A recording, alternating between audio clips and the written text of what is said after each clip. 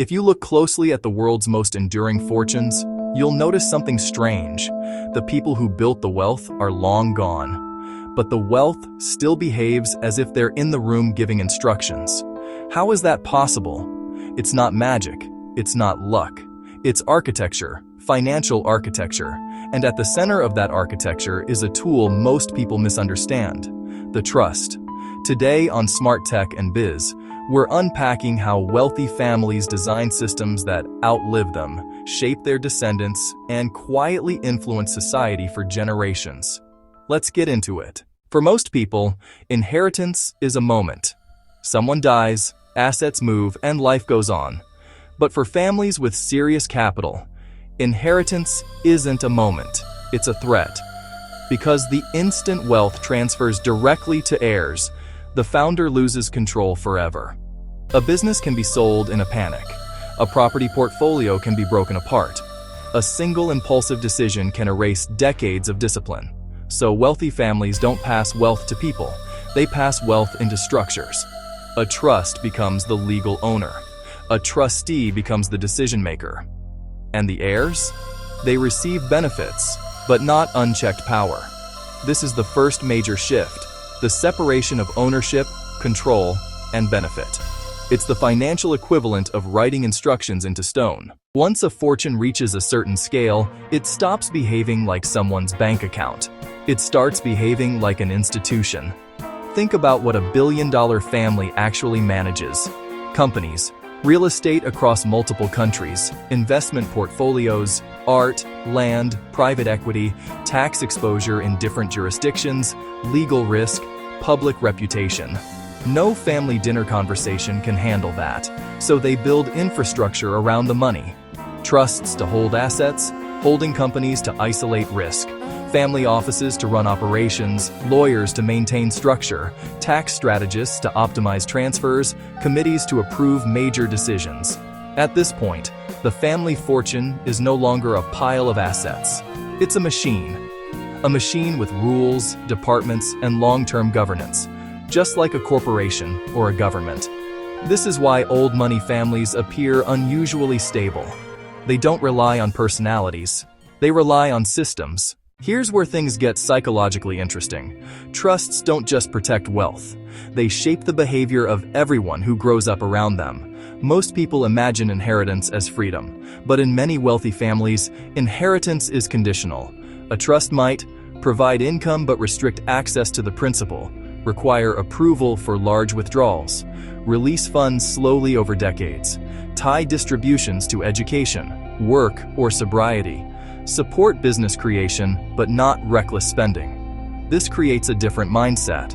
When access to wealth depends on rules, behavior becomes strategic. Children learn early which decisions build trust, which actions threaten long-term access, which lifestyles are rewarded, which behaviors trigger restrictions. The structure becomes a silent teacher. It encourages discipline. It discourages chaos. It protects the system from the people inside it. This is why many dynastic families avoid the lottery winner collapse pattern. They engineered guardrails. Now we get to the real superpower: time. Most people experience compounding in short bursts. You save for a while, then life interrupts. A crisis hits. A property gets sold. An inheritance gets split. Compounding resets, but trusts are designed to prevent resets. They keep assets intact. They keep ownership unified. They keep businesses alive longer. They keep land from being sold off piece by piece.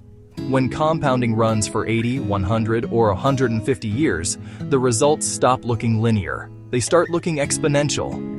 This is why old money feels different from new money.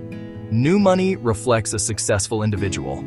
Old money reflects a successful system that has been compounding uninterrupted for generations. Time becomes the multiplier. The trust becomes the shield that protects time. Over long enough timelines, wealth stops behaving like personal money.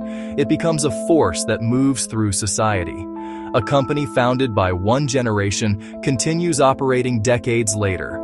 Investments made by grandparents continue growing after their grandchildren are born. Family names become attached to universities, hospitals, museums, and political networks. The focus shifts from lifestyle to legacy, from spending to stewardship, from personal freedom to institutional continuity. This is why dynastic families think differently. Reputation matters, influence matters, relationships with institutions matter, continuity matters. The family name becomes an asset. The goal is no longer to enjoy wealth. The goal is to extend the lifespan of the system that produces it.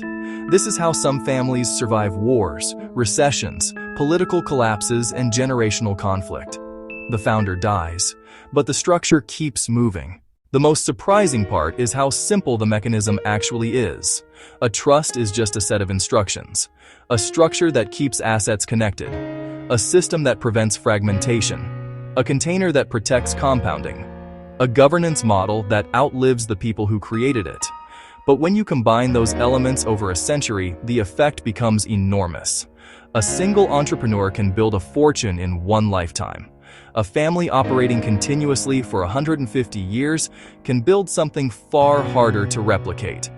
Institutional trust, elite networks, political access, historical credibility, ownership of assets that have quietly appreciated for generations. This is the real engine behind dynastic wealth. Not luck, not privilege, not even intelligence.